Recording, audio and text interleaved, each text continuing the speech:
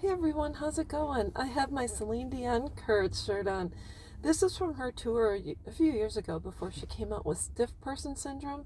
And so she is absolutely phenomenal. But I love this shirt because I love this song.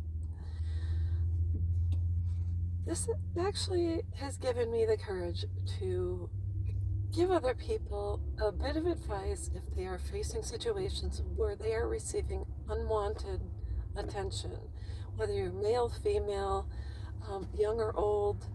But this could happen at home, in the workplace, it could happen at church, at school, etc. And I want to give you some advice because I'm going to lay it out there.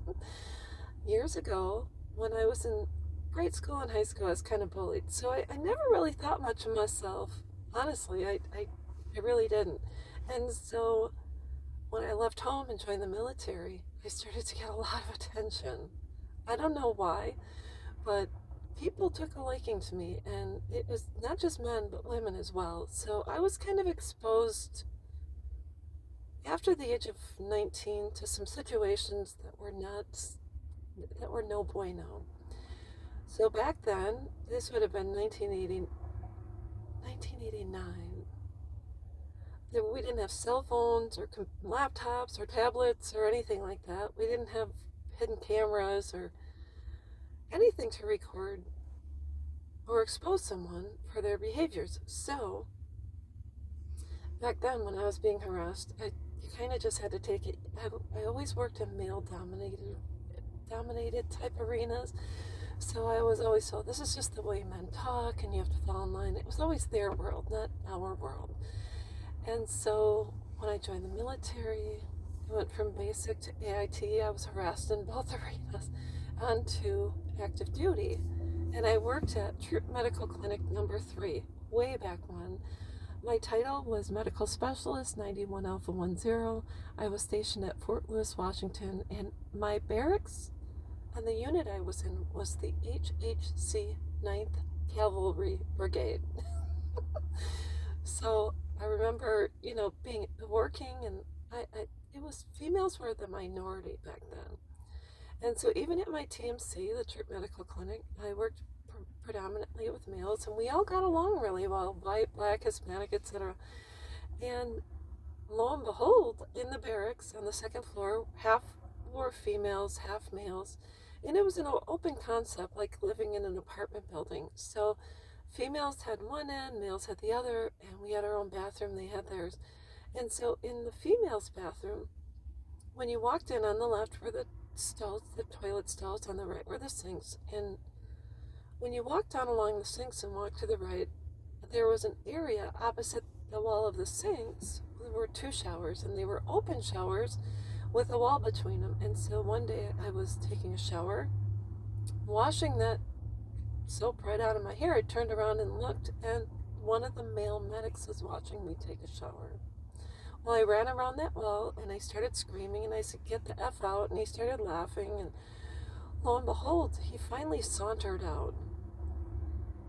I finally wrapped myself up, ran to my room, went and told my NCO, who was a female sergeant, and she said, "You can tell, but they won't do anything."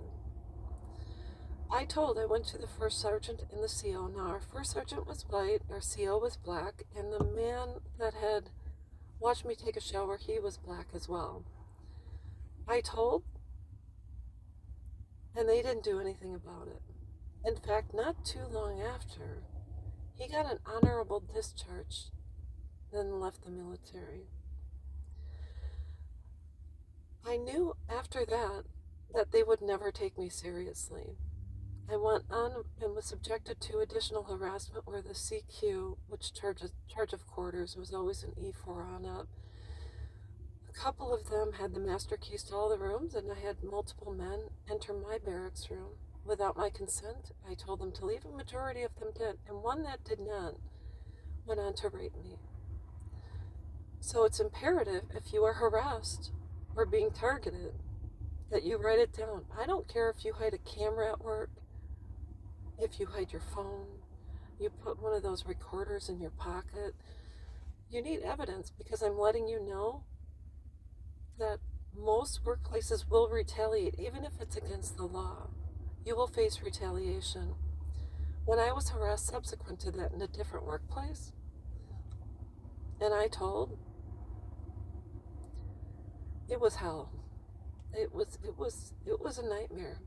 Because if you tell, in your company, they have lawyers on staff, their job is to protect their company and minimize, along with negate, everything you're saying. They will twist your words. If you work with someone who's harassing you and they see that person walk up to you and you have to talk with them, they'll say, well, if he was harassing you, you were talking with him, so what's the problem? So anything you say can and will be used against you to minimize their risk. I'm letting you know. So if you are being harassed, you need to tell someone. You need to record it. You need to write it down. And you need to take care of yourself. And as soon as you're able to, get the hell out of there. Because if you tell and they don't do anything about it, it's going to get worse. So anyways, that's all I've got. And I will be back.